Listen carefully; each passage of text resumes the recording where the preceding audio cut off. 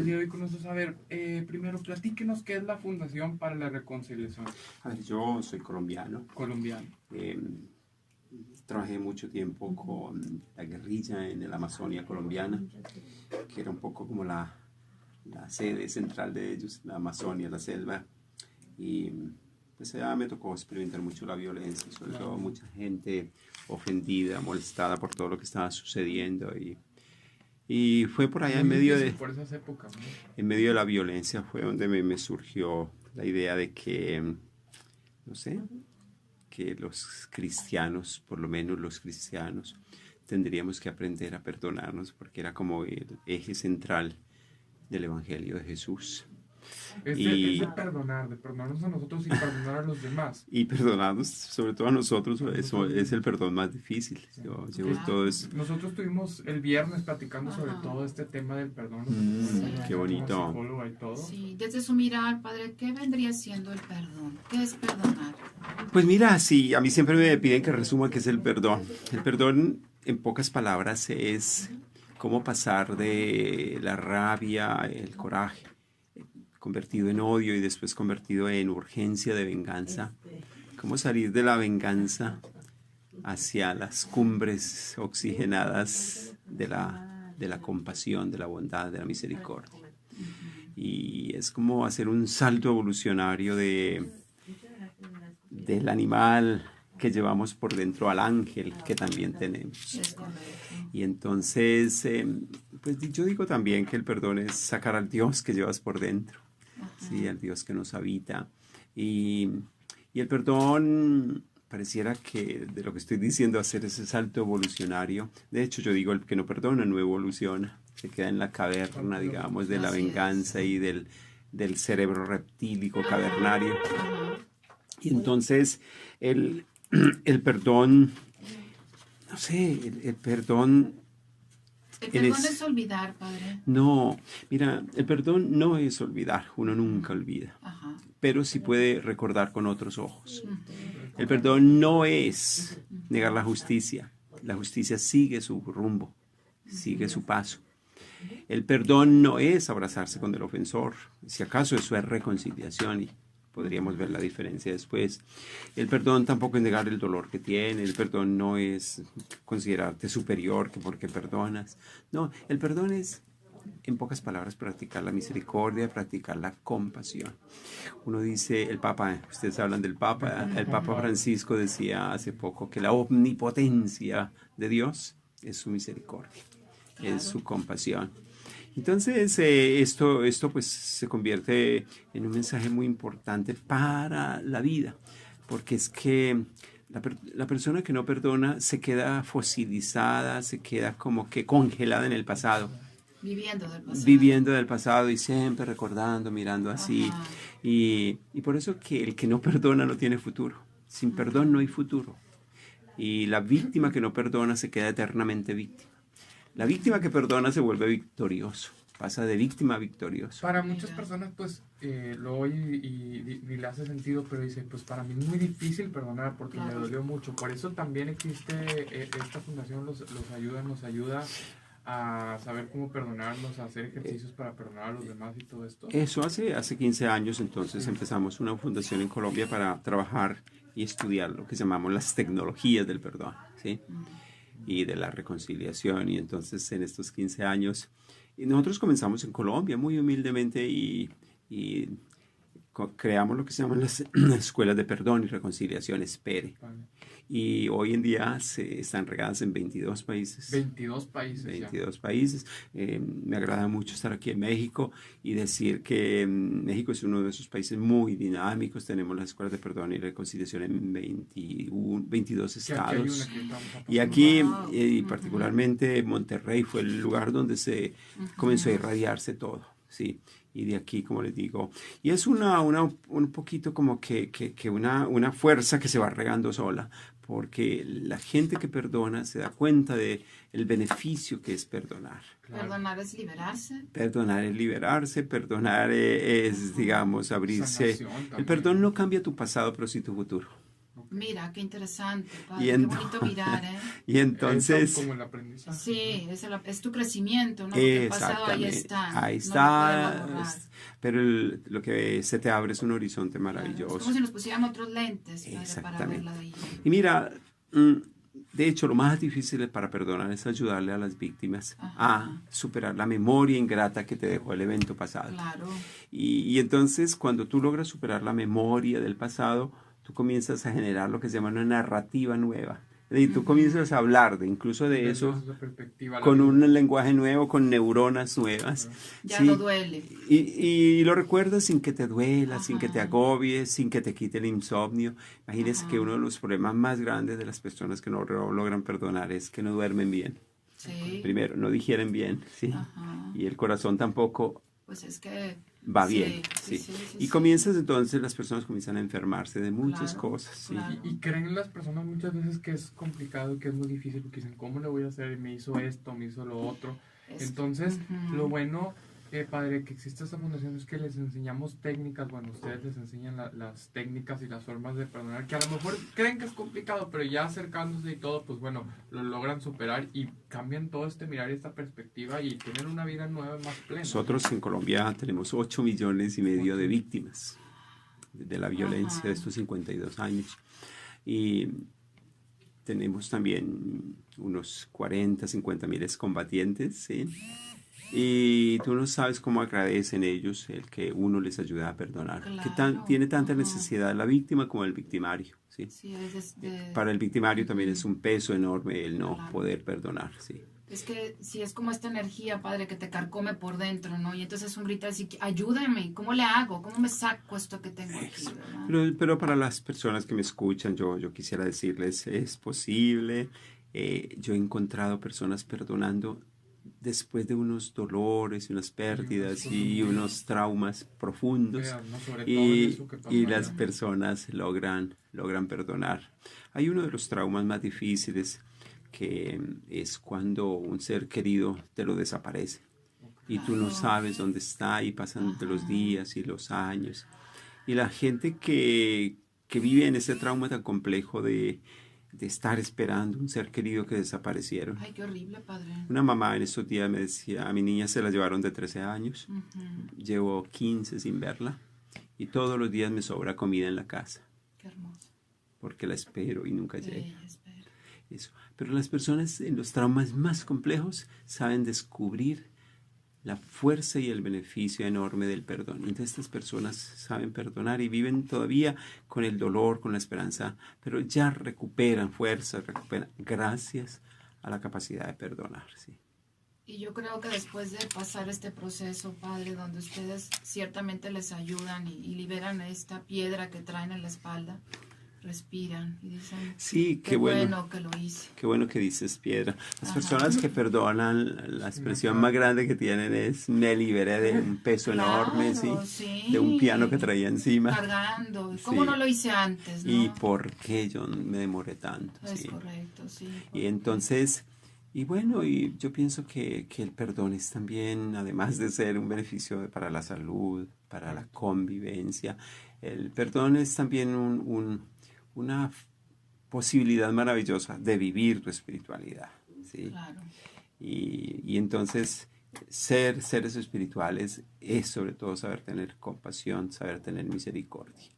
Esto es diferente a la reconciliación, porque la reconciliación ya es el esfuerzo de yo encontrarme con el ofensor.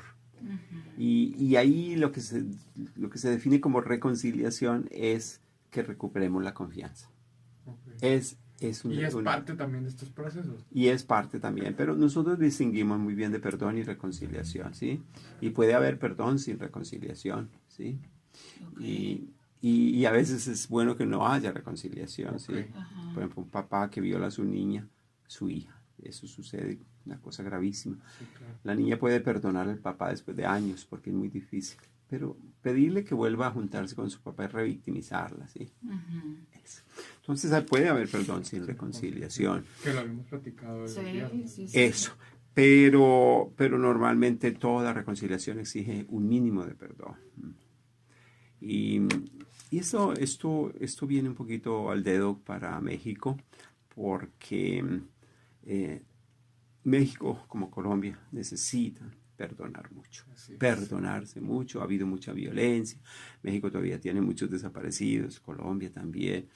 Y entonces estamos encontrando que estos ejercicios, ¿sí?, son unos ejercicios sanadores, liberadores, transformadores, ¿sí? Y yo le pido a las personas que me escuchan que traten de buscar estas escuelas de perdón y reconciliación. Como les digo, hoy estamos en casi todos los 22 estados de México. El perdón uno solo es muy difícil, ¿sí? Porque uno de los ejercicios principales para procesar el perdón es que yo tenga a quien contarle. Okay. Y sobre todo contarle en clima de ambiente seguro. De sentir confianza. Eso, de confianza, de que no sé, en Colombia hay muchos casos, por ejemplo, de violación por parte de las guerrillas o de los paramilitares. Se volvió como un arma de guerra. Y no sé, a una mujer que se siente profundamente indignada por lo que le pasó, sola no puede, y sola se la pasa es dándole vueltas al problema. Claro, tener un pequeño grupo que aprende las dinámicas para salir de ahí, eso le permite a estas personas, digamos, generar discursos nuevos, narrativas nuevas. Y aquí hay un lugar para esto, ¿no? Y aquí en Monterrey precisamente tenemos el Centro Loyola, desde donde, digamos, irradiamos todas estas actividades. Sí. Que es en Belisario Domínguez, 2145 en la colonia Obispado. El teléfono es 8336-2508. 8333-2508. Aquí ayudan a las personas a todo esto, ¿no? Aquí está la escuela en el Centro Loyola y pues pueden ver todos estos beneficios y toda esta ayuda ahí, ¿no? A las personas que sí, yo quería decirles que también este gobierno nuevo que llega de Andrés Manuel López Obrador está muy interesado en este tema del perdón, y desafortunadamente en estos foros de convivencia o paz que han hecho últimamente en México han explicado mal el perdón, porque es que el perdón, como les decía, no es negar la justicia. La justicia sigue su rumbo, pero lo que yo hago sobre todo con el perdón es que yo me limpio, yo me libero, yo me quito el piano que llevo encima, ¿sí? Yo lo suelto. Eso, yo lo suelto, yo rompo cadenas, ¿sí? Y entonces mucha gente cree que es que perdonar es quitarle, que es impunidad, ¿no? La justicia sigue su rumbo.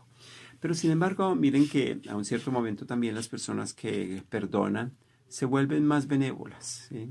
Yo digo que nosotros en Colombia logramos pasar, gracias a las negociaciones con la guerrilla, en el Congreso logramos pasar leyes digamos, de justicia transicional, de justicia transformadora, reparadora también para las guerrillas.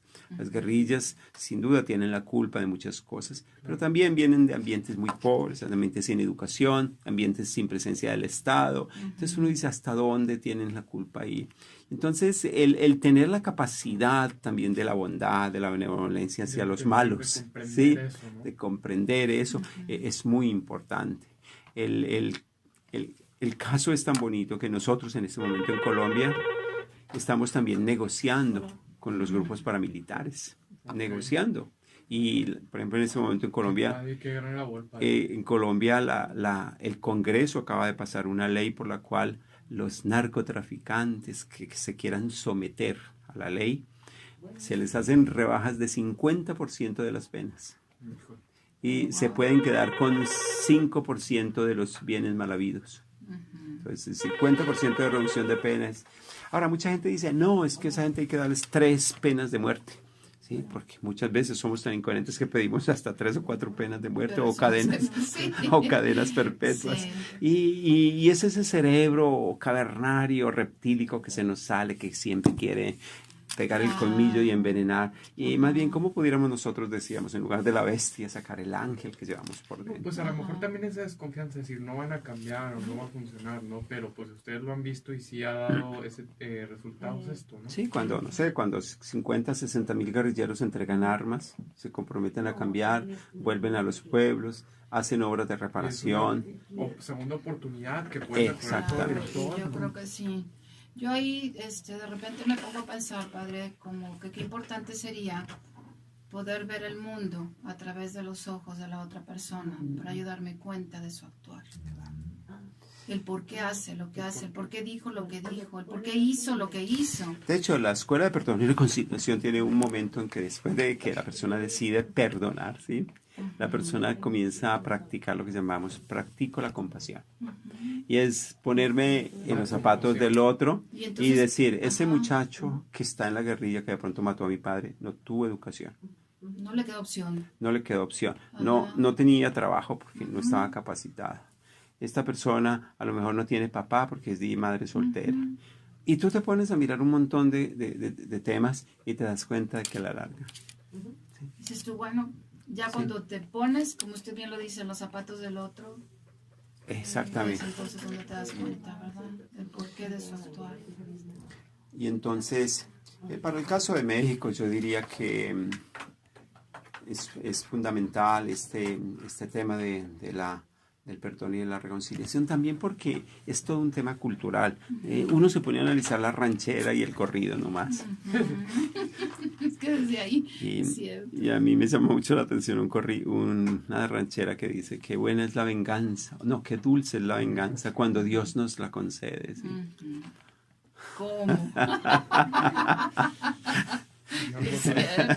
Yo no soy partidario de pues es que no. Sí, no, para nada, claro. Entonces, el tema a mí me parece que el tema del perdón se convierte en un tema de un bien de salud pública. Claro. De verdad, las personas que no logran perdonar están enfermas, ¿sí? Y les quiero comentar otro caso, y lo peor de las personas que no logran perdonar es que a veces, entonces, van al suicidio porque se sienten tan golpeados, tan agobiados, que muchas veces no encuentran salida. No encuentran salida porque están esperando justicia, porque estaban esperando, o sea, al ser querido. Y es un tormento tan grande que prefieren suicidarse. Entonces, en este tema de violencia no es solo el tema de venganza, es también el tema de la incapacidad de no autoperdonarse. Y por eso decía yo, uno de los perdones que yo encuentro más difíciles es el autoperdón y la autocompasión. ¿Sí? También es como el reflector ahora para ti, voltearlo hacia ti y ver para adentro. Sí. No es fácil. Pues yo soy sacerdote católico y yo les cuento que una de las tragedias que más noto yo es que parejitas que se casan a los 3, 4, 5 meses ya están divorciados, ya están que se divorcian. ¿Por qué? Porque ante la mínima dificultad no son capaces de perdonarse, ¿sí? Y entonces, ¿cómo estamos necesitando recuperar estos valores? No sé, para que vuelva a haber familia, no sé, para que vuelva a haber relación auténtica. Y yo pienso que por alguna razón Jesús hizo del perdón el corazón, la columna vertebral de su mensaje, ¿sí? Y para los que me escuchan, yo quiero decir que la justicia de Dios no es el infierno, ¿sí? La justicia de Dios es la misericordia, es la justificación. Dios vive justificándonos, ¿sí? Dios vive justificándonos. Pablo, que es el teólogo de Jesús, se la pasa diciendo en sus escritos, ¿sí? La justicia de Dios es la justificación. ¿Sí? Entonces, si yo les pregunto a ustedes, ¿qué está haciendo Dios ahorita en este momento? Sí, a las 6 y algo. Dios está perdonándonos. Es cierto. Esa es la chamba de Jesús, sí, de pobre. Dios. Sí, qué pesado. Entonces, yo no sé, es un llamado a la esperanza, es un llamado a la tranquilidad, es un llamado a la paz interior. ¿Sí? Qué importante esta parte. Sí, esta paz. Y cuando nosotros vibramos en la paz, es lo que conectamos con el otro. Eso cuando vibro desde el enojo, desde la impotencia, desde el coraje, es lo que conecto. Claro. Y decirle a muchas personas, aunque tú no logres rezar el rosario, o no logres ir a misa, o no logres, no sé, hacer las 20 novenas, o no logres... Pero si tú tienes paz con el hermano, con el vecino, con el compañero de trabajo... Claro, con las acciones. Eso, si tú ya estás cerca a Dios, y tal vez más cerca que haciendo prácticas religiosas que a veces se vuelven rutinarias. El perdón es una novedad en tu vida, es una innovación, es un refrescarse, es un inyectarte sangre nueva, ¿sí? Y entonces eso te energiza, ¿sí? Y entonces tú vives así, feliz. te da vida y hay que conectar con estos actos